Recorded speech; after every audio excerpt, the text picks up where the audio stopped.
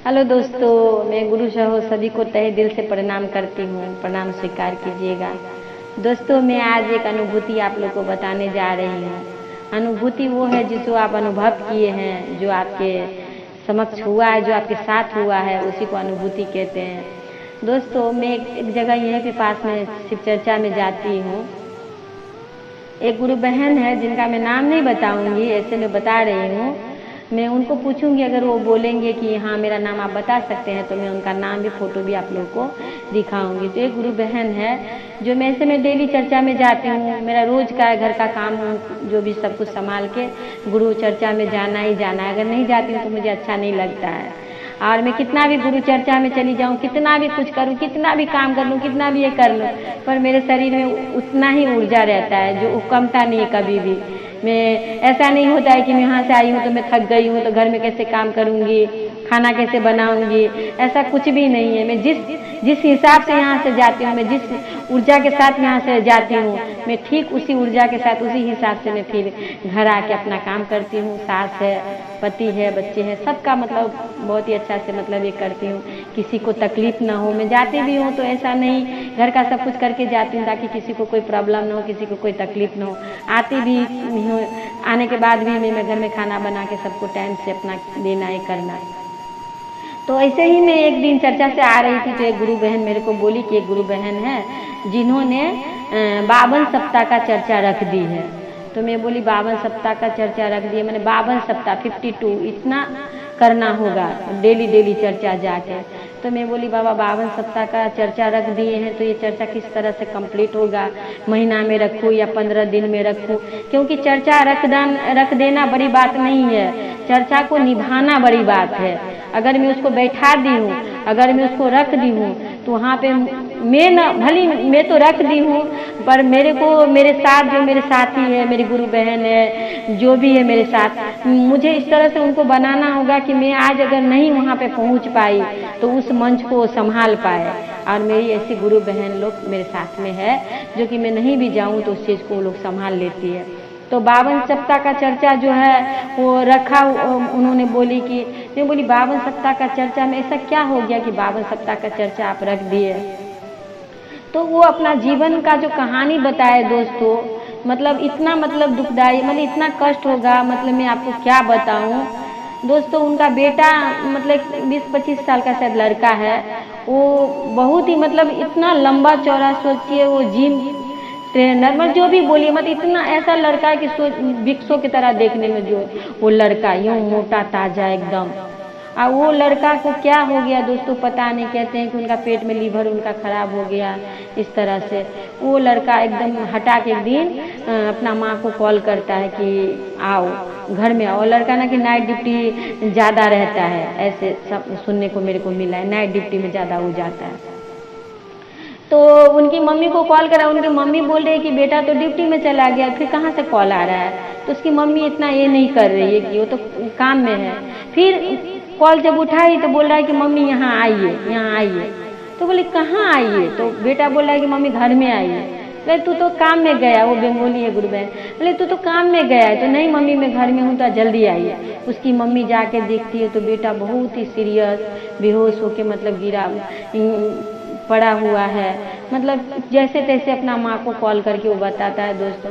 तो वो उसकी मम्मी वहाँ गई, बेटा को देख के रोने लगी, जैसे भी करके सबको, फिर दूसरा बेटा को बुलाई, सबको अड़ोसी पड़ोसी को बोल के बच्चा को, बेटा को जो है सो यहाँ पे हमारे पास में एक सेवा हॉस्पिटल है वहाँ पर ले करके गई। वहाँ पर ले जाने के बाद 1 सप्ताह वहाँ पे भर्ती रहा। फिर वहाँ से उनको नील रतन हॉस्पिटल है सियालदह में, फिर वहाँ पे उनको ट्रांसफ़र कर दिया। फिर 15 दिन वहाँ भी था दोस्तों वो। तो मतलब इतना सीरियस कि उसकी मम्मी बोल रही थी कि मतलब उसका जो घाड़ उड़ है, गर्दन सब मतलब इसे टूट के मतलब गिर गया, तो मतलब कोई होश नहीं, मतलब वो बच्चा बचने का कोई चांस ही नहीं। तब उन्हें याद आया गुरु का कि गुरु, और वो जब बच्चा के पास गई तो बस इतना ही बोले कि गुरु किसी भी तरह से मेरा बच्चा को ठीक कर दीजिए, मेरा बेटा को ठीक कर दीजिए। मैंने गुरु के अलावा उनके मन में कुछ नहीं आ रहा है, बस आप मेरा बच्चा को ठीक करेंगे ऐसा करके। फिर जो भी हो, बच्चा सेवा से 1 सप्ताह बाद नीरतन से 15 दिन बाद घर लाया गया। उसे अब अच्छा नहीं लग रहा, बोल रहा है मम्मी मेरे को घर में लेके चलो। दोस्तों मैं आपको क्या बताऊं, आप बिलीव नहीं करोगे। मैं उनका फोटो अगर मैं उसकी मम्मी को बोलूंगी, अगर वो मेरे को देंगे कि आप वीडियो डाल सकते हैं, तो मैं डाल के आप लोगों को दिखाऊंगी। एकदम मतलब इतना मोटा ताजा लड़का, मतलब इतना पतला उनका पाँव, इतना पतला एकदम, इतना मतलब खाली हड्डी, मतलब बॉडी में कुछ भी नहीं, मतलब उनका जितना भी हड्डी है खाली हड्डी उनके बदन में। तो उसकी मम्मी, मैं क्या बोलूँ, मैं बोल नहीं सकती। मैं बोलते मैंने पता नहीं मेरे को क्या हो जाता है उनको देख। मैं गई चर्चा में, जाने के बाद मैं चर्चा कर रही हूँ, मैं लड़का को नहीं देखी थी, बाद में मैं देखी। मैं जा रही हूँ चर्चा में, ऐसे करते करके मैं 4-5 सप्ताह में जब चर्चा में गई तो ऐसे ही आरती लेने के लिए सबके सब बोले, मैं बाहर निकली। मैं देखी तो मैं उस लड़का को देख के मतलब मानो कि किसी ने मुझे 10 तला बिल्डिंग से नीचे कोई फेंक दिया हो, क्योंकि मैं उसे देखी थी। वो उनका इसका जिम विम करवाने का उनका एक घर है, वहाँ पे सब जिम विम करने जाता था, तो लड़का वो भी करवाता था सबको। तो मैं तब उसको देखी थी, अभी मैं उसको देख रही हूँ, इतना छोटा सा बच्चा की तरह, कुछ भी नहीं बॉडी में, कुछ भी नहीं। इतने मोबाइल एक तो टेबल पर में रख के ऐसे करके सोया हुआ है, मानो कि कोई 5 साल का बच्चा सो रहा हो। मैं उसे देखकर मेरे को कितना रोना आ रहा है कि मैं आपको क्या बताऊं। फिर मैं घर आई, घर आके मैं बोली बाप रे, यही आपका बेटा है। मैं सोची बीमार है, उसकी मम्मी मानसिक कर दी है कि 52 सप्ताह का चर्चा रखेंगे, पर ये इतना बीमार है ये मुझे नहीं पता था। और उसकी मम्मी इस तरह से बताई भी कि माँ मेरा बेटा बीमार था तो मैं 52 सप्ताह का रख दी हूँ, तो कौन कर देंगे। मैं बोली मैं करूँगी, मैं आपका चर्चा कर दूँगी, कोई करे ना करे मैं हूँ, मैं कर दूँगी। तो अब बच्चा को देख के दोस्तों मैं आया, मैं गुरु के पास, अपने गुरु के पास बैठी। मानो मेरे को ऐसा लगा कि जैसे कि उनका कष्ट नहीं मेरा ही कष्ट है। मैं आपको क्या बताऊँ। फिर मैं देख रही हूँ गुरु के पास मैं बैठी, मैं बहुत मन से, बहुत ही भाव से मैं गुरु के बोली, गुरु कैसा बच्चा को मैं पहले देखी थी जब 21-22 साल का था, ये शायद 25 साल का होगा। अभी उसको 5 साल का बच्चा की तरह आप देखेंगे। आप सोचिए कि आपको कैसा लगेगा, जिसको आप इतना मोटा ताजा देखेंगे और उसको इतना छोटा सा एक देखेंगे बेबी की तरह वो बन गया। मतलब बॉडी में कुछ है ही नहीं, खाली हड्डी, ऐसे मुड़ के ऐसे सोया हुआ था और मोबाइल देख रहा था, कुछ नहीं है शरीर में, पूरा कंकाल। फिर मैं अपने गुरु के पास बैठी, मैं गुरु को बोली, गुरु वो गुरु बहन जो चर्चा रखी है, तो कुछ सोच के मन में आप उनके मन में चल रहे थे कि गुरु मेरा बच्चा को ठीक कर दिए हैं। तो जब आप ठीक कर दिए, बोलते हैं ना कि जब हड्डी रह जाएगा तो मानसू आने टाइम नहीं लगेगा, ये कहावत है। तो उसका बच्चा को अभी मैं बहुत ही गुरु को बोल के देखी, अभी कितना 16-17 सप्ताह में वहाँ पे चर्चा की हूँ, 16-17 तो ऐसे ही हुआ होगा। अभी मैं बृहस्पतिवार का उनका घर में चर्चा होता है, तो मैं गई चर्चा में। तो मैं उनकी मम्मी को पूछी कि दीदी आपका बेटा कैसा है, क्योंकि मैं गुरु से डेली दया मांगती हूँ कि गुरु उस बच्चा को ठीक कर दीजिए, मेरा आंखों से देखा हुआ वो बच्चा ऐसा था, उनको ठीक कर दीजिए। आप बिलीव नहीं करेंगे दोस्तों, मतलब पहले जैसा तो बॉडी नहीं है, लेकिन 100 में 25% ही कमी है बॉडी में। 75 के बराबर में बच्चा हो गया उसका शरीर फिर से वैसे। मैं इतनी खुश हुई, मैं बोली दीदी आपका बेटा कैसे है, थोड़ा बताइए। बोली कि बंगाली बोलती है, बोली कि मेरा बेटा आगे से क्या नहीं भालो अच्छा हमारे छेले।